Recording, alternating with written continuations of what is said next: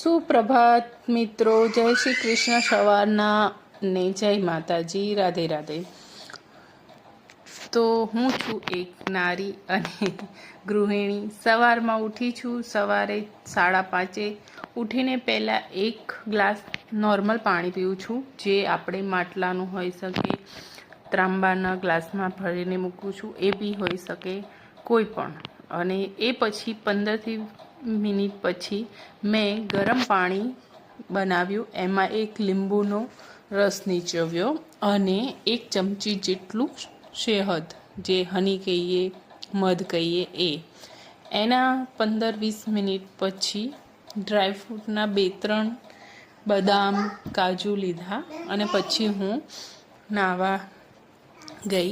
નહીં પૂજા કરીને આવ્યા પછી મેં લીધી ચા। તો ચામાં 1 કપ ચા અને 2 ટોસ્ટ। તો સવારે મને ચાની જોડે ટોસ્ટ જ ગમે છે, બીજું કંઈ હું લેતી નથી। વધારે ખબર નહીં, પહેલેથી જ વધારે થઈ જાય છે।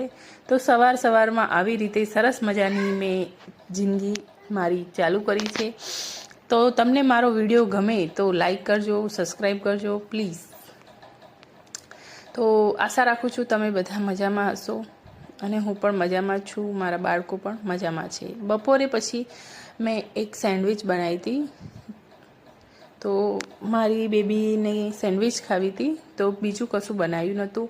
મારા પતિ ટિફિન લઈને નહોતા ગયા અને પછી સાંજે એમનો મતલબ કે મારી બેબીના પપ્પાનો ફોન આવ્યો, યશ્વીના પપ્પાનો।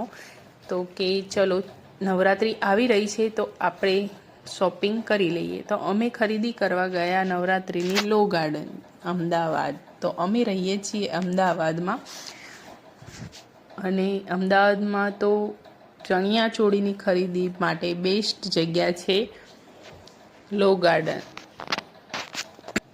તો લો ગાર્ડનમાં તો બહુ જ, કારણ કે નજદીક નવરાત્રિ આવી રહી છે એટલે બહુ જ ભીડ હતી। ત્યાંથી મેં મારી બેબી માટે, અમે 4 જણ માટે અમે લીધી, ખરીદી કરી અને પછી અમે ખાધા છોલે કુલચે, ત્યાંના જે ફેમસ છે। બહુ જ મજા કરી, આવી રીતે અમારો દિવસ ગુજાર્યો।